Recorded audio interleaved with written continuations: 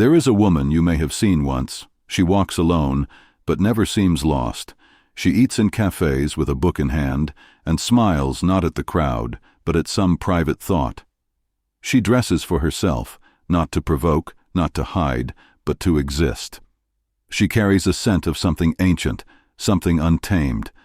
She is the woman who lives alone, without a man. To the world she is an enigma. To some, she is a tragedy. To others, a threat. But to herself, she is a home. Carl Jung once wrote, "Loneliness does not come from having no people around, but from being unable to communicate the things that matter most." This woman, this solitary creature, is not lonely because she lacks company. She is alone because so few understand her language. She speaks in intuition. She breathes in rhythm with silence. She doesn't crave attention because she has met her shadow and didn't run. Most people fear solitude because it confronts them with themselves. The noise fades, the distractions dissolve, and all that's left is the echo of your own mind. But this woman, she made peace with that echo. She sat in the darkness of herself, listened to the monsters, traced the scars, and instead of seeking a man to fill her void, she became the woman who held her own hand. Do you know how rare that is? Most women are taught to seek validation in the eyes of a man, to be soft, not strong, to be wanted, not wild, to fear the ticking clock, to believe that being alone is a problem to be solved, not a path to be honored. But Jung knew something else, that every soul contains both the feminine and the masculine. That wholeness comes not through another, but through integration. The woman who lives alone has danced with her animus, the inner masculine energy that guides her forward. She doesn't need to be rescued. She doesn't need to be completed. She has already married her inner strength. And yet, don't misunderstand her. She is not cold, not bitter, not immune to love. She simply refuses to settle for half-truths.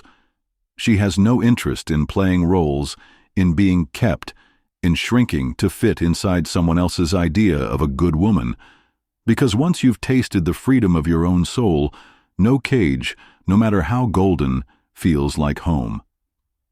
There is a quiet rebellion in her way of living, not the loud, burning rebellion of youth, but the deep, smoldering kind that comes from knowing who you are. Her solitude is sacred. It is not empty.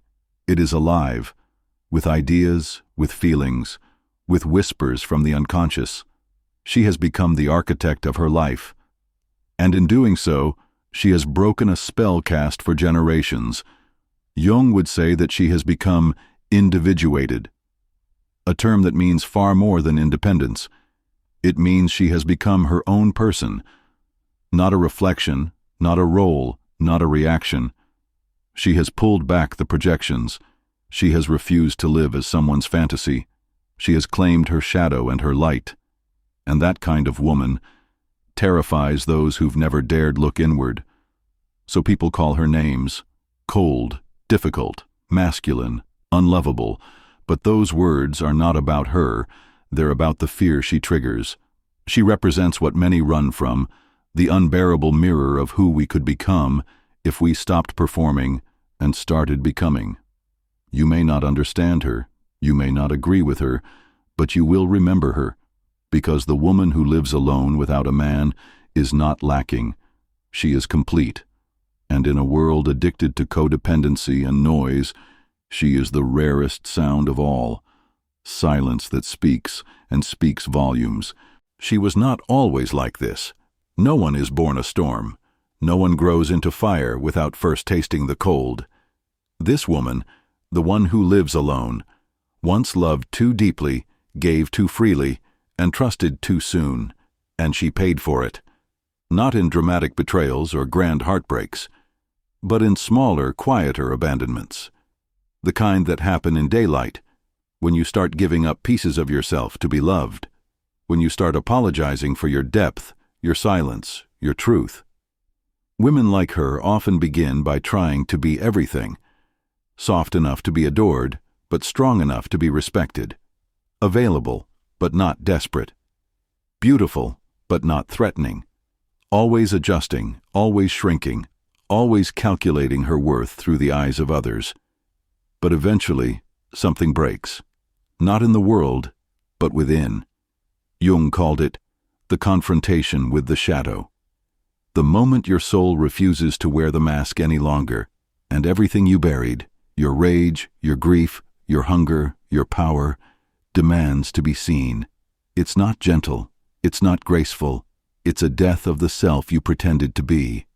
And for women, that death is terrifying, because so much of the feminine has been caged in roles: mother, wife, muse, caregiver, beauty, but not wild, not sovereign, not whole. This woman stepped into that death. She let her illusions burn. She let the fairy tales fall away.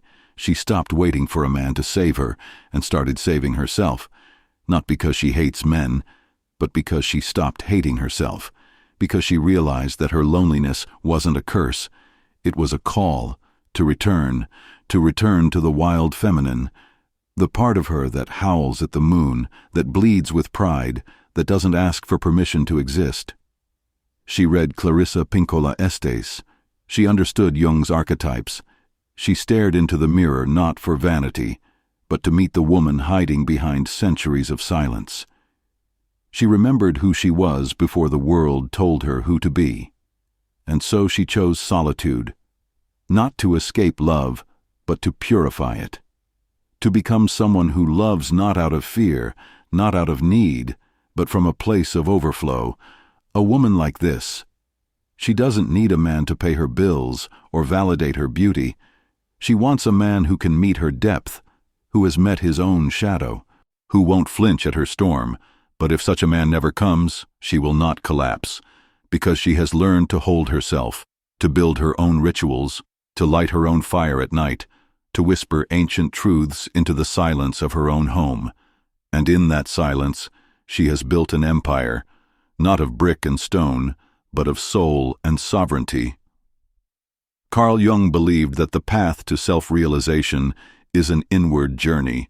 The woman who lives alone has taken that journey through her trauma, her conditioning, her chaos, and emerged not perfect, but whole.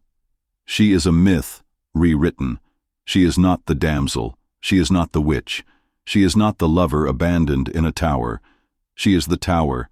She is the forest. She is the fire and the ash and the breath between. Her solitude is not absence. It is presence. It is an act of rebellion in a world that profits from your need to be needed. She is not easy to love, but she is true, and truth rarely comes wrapped in comfort.